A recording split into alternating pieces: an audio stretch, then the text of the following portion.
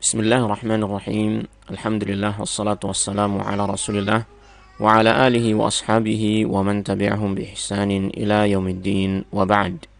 Ma'asyiral muslimin rahimani wa rahimakumullah, kita akan melanjutkan pembacaan kitab A'lamus Sunnah Al-Mansyurah li'tiqadi Ta'ifatin Najiyatil Mansurah karya Syekh Hafidz Ahmad Hakami rahimahullah taala. Dan ini adalah pertemuan yang ke-56, yang dalam pertemuan ini kita masih membaca penjelasan penulis tentang al-iman bir-rusul.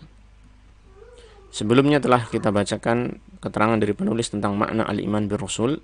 Kemudian pada kesempatan kita kali ini kita akan melanjutkan pembacaan penjelasan penulis, yaitu berkaitan tentang apakah inti dakwah dari para rasul alaihi wassalatu wassalam seluruhnya itu adalah sama ataukah tidak.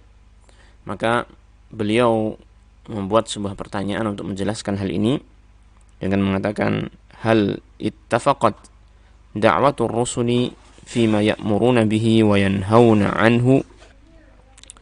Beliau mengatakan, hal ittafaqat, apakah sepakat dakwahnya semua para rasul di dalam perkara yang mereka perintahkan dan yang mereka larang. Ini maksudnya, apakah dakwah seluruh para rasul yang Allah utus kepada manusia itu intinya adalah sama, ajakannya adalah sama, perintah dan larangannya adalah sama, ataukah masing-masing rasul itu memiliki ajakan sendiri-sendiri yang berbeda dengan rasul yang lain? Maka diterangkan oleh beliau rahimahullah taala di sini dengan mengatakan, ittafaqat da'watuhum min awwalihim ila akhirihim ala aslil ibadati wa asasiha. Telah sepakat dakwah mereka, ini dakwahnya para rasul semuanya telah sepakat min awalihim ila akhirihim, dari rasul yang pertama dari mereka sampai kepada yang terakhir. Yang pertama adalah Nabi Nuh alaihissalam dan yang terakhir adalah Nabi Muhammad sallallahu alaihi wasallam.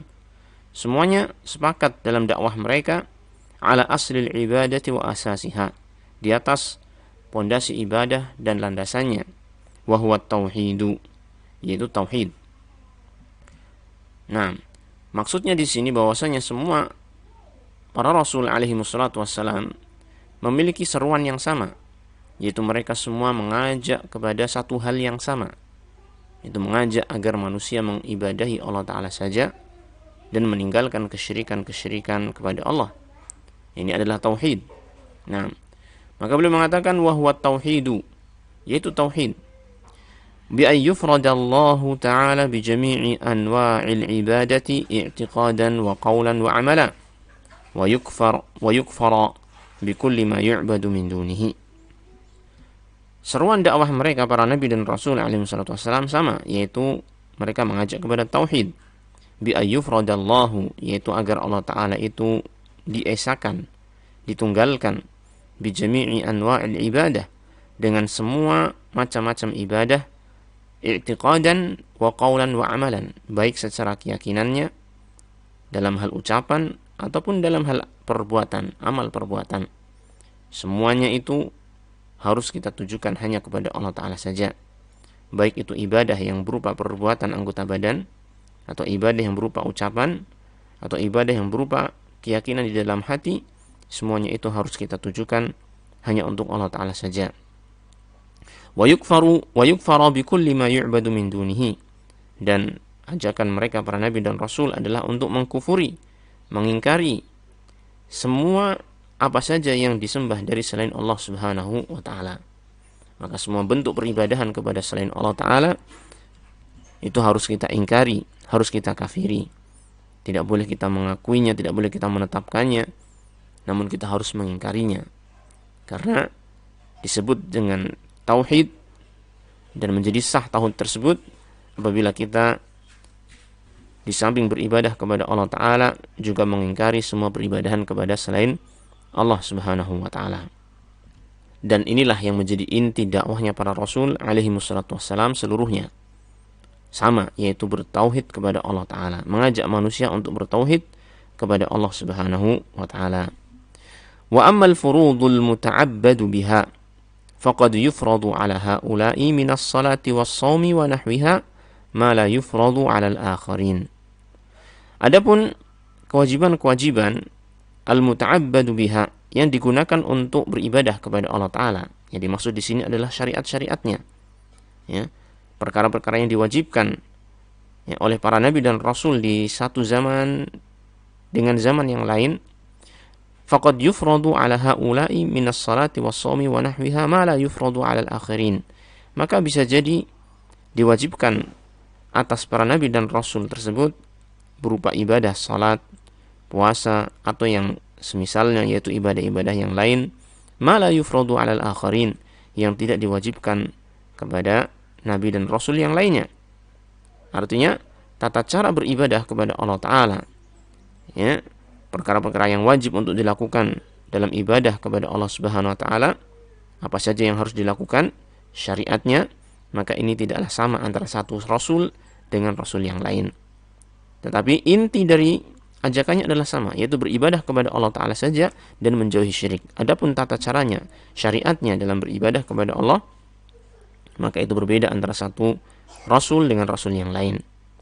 Wa yahrumu ala haula'i ma yahillu lil akharin, dan bisa jadi menjadi haram atas para rasul tersebut sesuatu yang halal bagi yang lain, ya.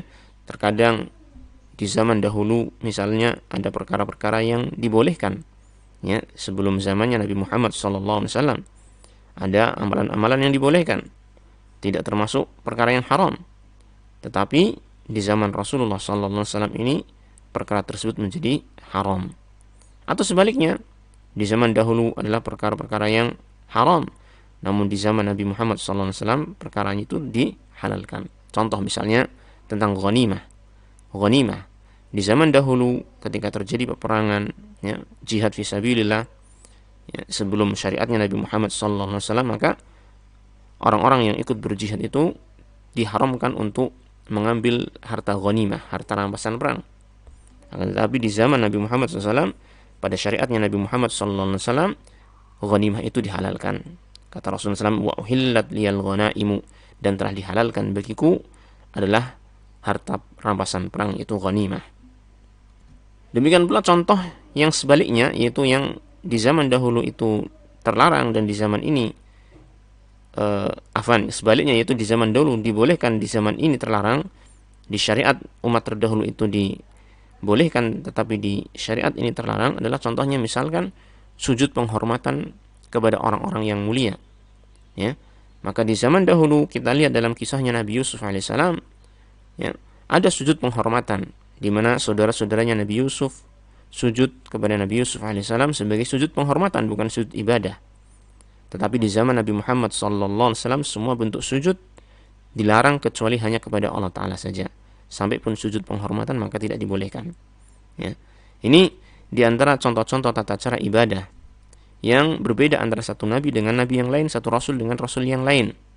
Tetapi hakikatnya itu semua adalah untuk merealisasikan tujuan yang sama, yaitu beribadah, mengesahkan Allah Ta'ala dalam semua bentuk beribadahan kepada Allah Subhanahu wa Ta'ala, yang tata caranya itu berbeda antara satu rasul dengan rasul yang lain.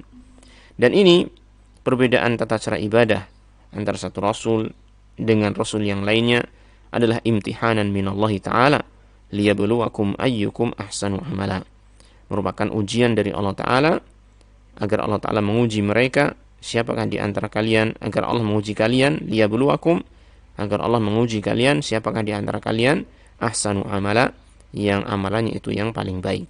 Nah,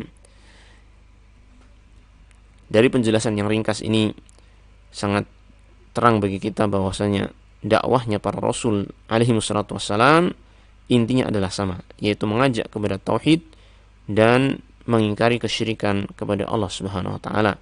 Adapun tata caranya yang itu terwujud dalam syariat yang mereka sampaikan, maka itu berbeda antara satu rasul dengan yang lain.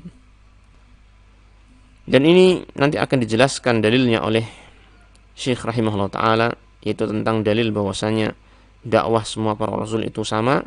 Akan kita baca insyaallah dalil tersebut pada pertemuan yang akan datang biidznillah tabaraka wa ta'ala. Wassallallahu wasallam ala nabiyyina Muhammadin wa ala alihi wa sahbihi ajma'in walhamdulillahi rabbil alamin.